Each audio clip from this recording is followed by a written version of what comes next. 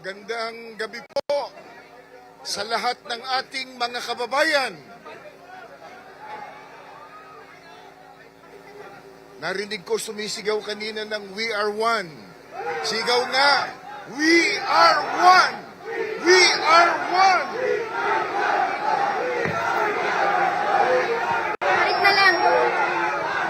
Rosary, bilis ko. Takbo. Mga kababayan, mga kapwa Pilipinong nagmamahal sa ating bayan at sa katotohanan. Ngayon po ay narito tayong muli, hindi dahil sa ano paman, kundi dahil sa atin pong paninindigan. Narito tayo upang ipanawagan ang katotohanan, ang katarungan at ang pananagutan. Hindi lamang para sa ating sarili, kundi para sa ating mahal na bayan. Mga kababayan, kakasuhan na raw po ng Ombudsman Remulla si Senador Rodante Marcoleta.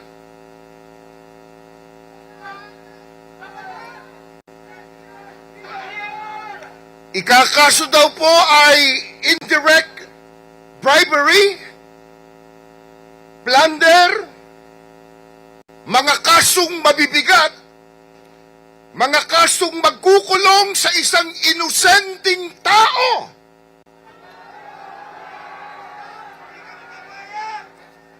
Payag ba tayo doon, mga kababayan? Hindi! Hindi! Hindi!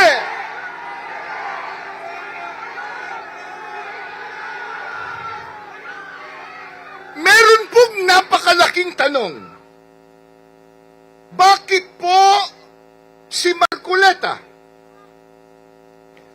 Bakit ang nag-iimbestiga ang siyang kinakasuhan?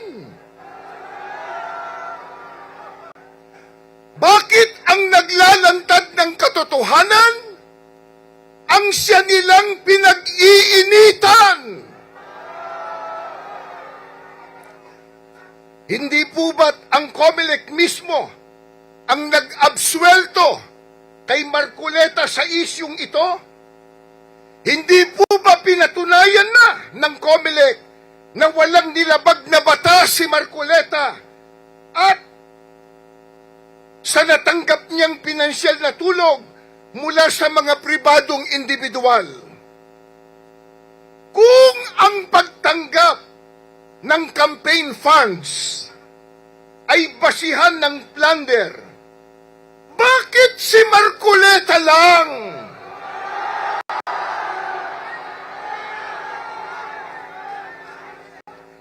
At bakit hindi si former Speaker Martin Romualdez?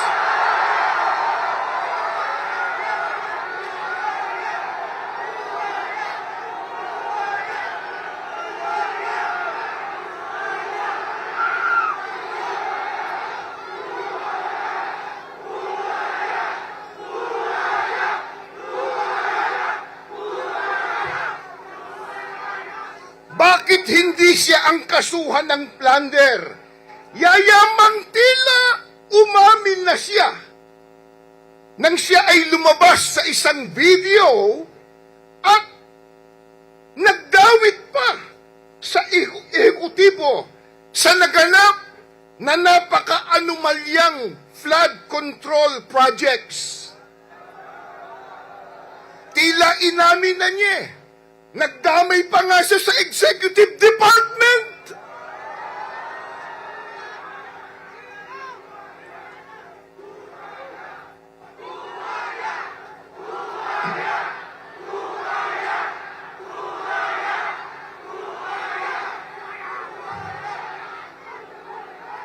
Bakit po tila bailable ang naging kaso niya?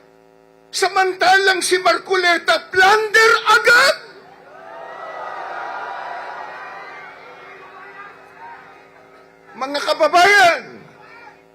Bakit hindi kasuhan ang ibang mga politikong sangkot sa pandarambong sa pondo ng DPWH?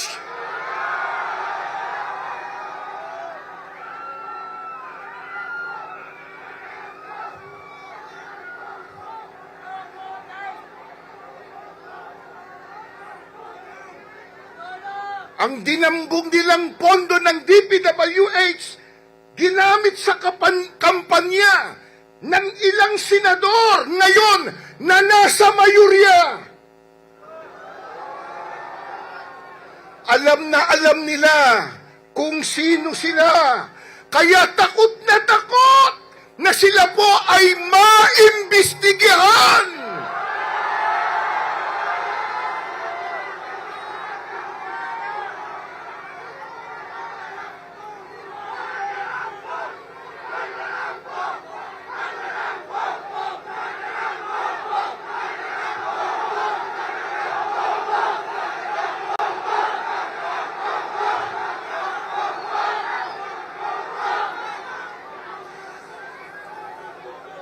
Si Congressman Libiste po, may ebidensya. May sworn statement si Bersamin. Nariyan po ang mga ebidensya. Ngunit bakit tila bulag ang ombudsman sa mga ito? Bakit Ginoong Boying Rimulya? Bakit?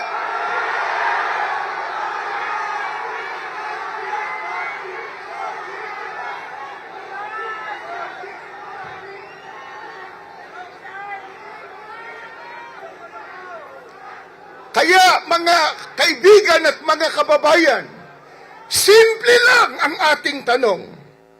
Bakit si Marcoleta? Alam niyo kung bakit? Sapagkat sila'y natatakot kay Marcoleta!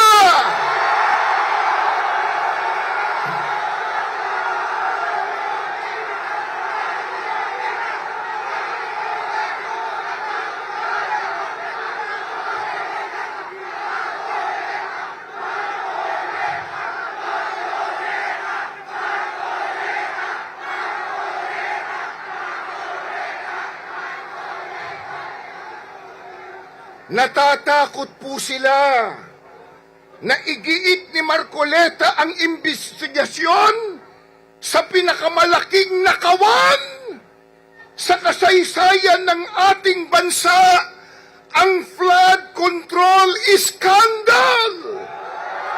Nakakahiya! Nakakahiya!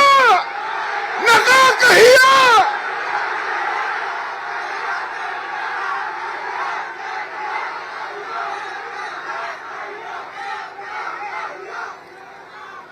Ayaw po nilang lumabas ang katotohanan. Ayaw po nilang mapanagot ang mga mastermind.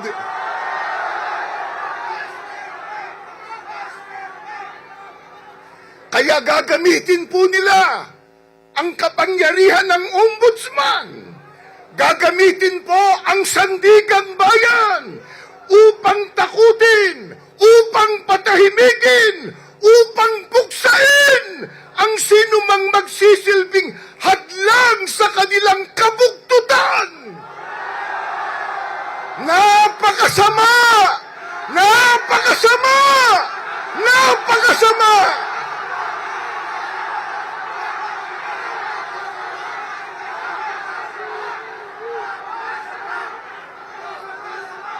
Mga kaibigan at mga mahal na kababayan, tandaan po natin, ang selective justice ay hindi po katarungan. Ang selective justice ay injustice!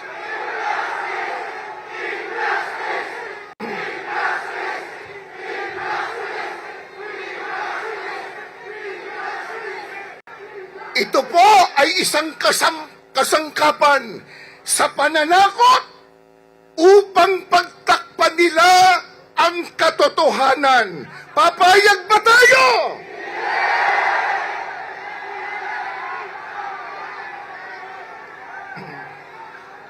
Mga mahal na kaibigan at mga Pilipinong nagmamahal sa ating bayan, kapag ang mga ahensya ang dapat sanang nagpuprotekta sa mga mamamayan, siya pa rin nagkakampi-kampi upang gibitin ang mga naglalantad ng katotohanan. Saan tayo pupulutin ng mga mamamayan? Hindi po ba halatang halata na ang ombudsman, ang sandigan bayan, at ang ilang mga mambabatas nagkakampi-kampi po para protektahan nila ang isa't isa, lalo na ang nakaw na pera.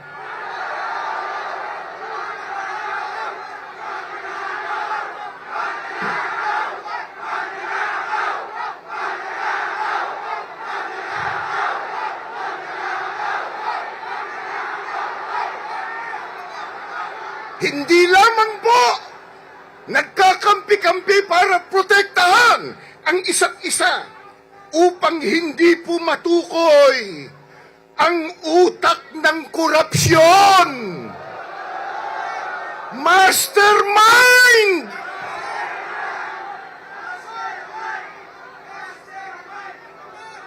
Mga kaibigan, mga Pilipinong nagmamahal sa ating bayan, ito mismo ang dahilan kung bakit tayo narito ngayon.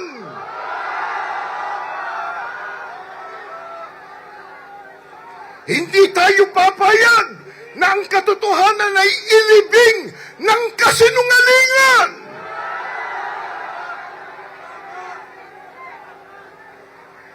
Hindi tayo papayag na ang katarungan ay sikilin ng mga nasa kapangyarihan. Kung gayon, ang tanong uli, bakit si Marcoleta?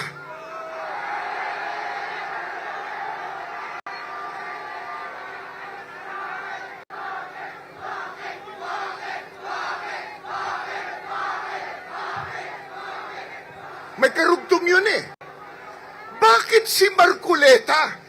Sila ang mandarambong!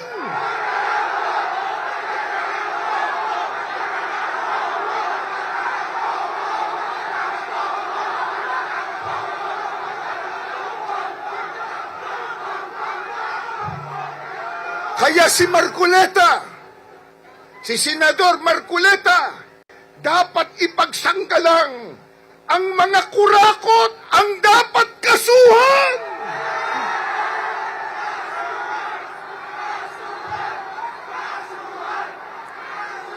Ang mandarambong ang dapat ikulong!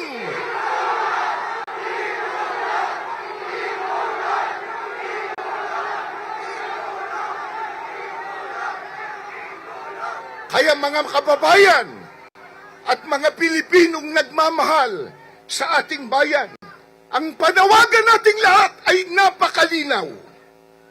Ilantad ang katotohanan, panagutin ang mga mastermind sa korupsyon, hindi ang naglalantad.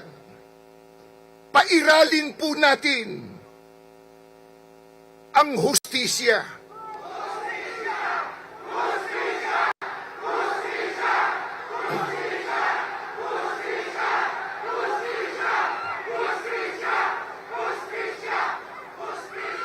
Hustisya at hindi po ang selective justice. Mga kaibigan, mga mahal po naming mga kababayan, tandaan po natin, kung ang inosenteng tao ikinukulong nila upang matakpan ang kasalanan ng iba, ang buong sambayanan ang magiging biktima. Kaya, ulitin natin, kaya tayo tumitindig po ngayon. Kaya tayo ay nagkakaisa. Hindi natin hahayaang mamatay ang katotohanan. Sa pamamagitan po ng pananakot nila at ng kanilang pandaraya. Mga kaibigan, mga mahal po naming kababayang nagmamahal sa ating bansa, hanggat may mga Pilipino na handang manindigan sa katotohanan, may pag-asa ang ating bayan. Magandang gabi po sa inyong lahat. Mabuhay ang Pilipinas!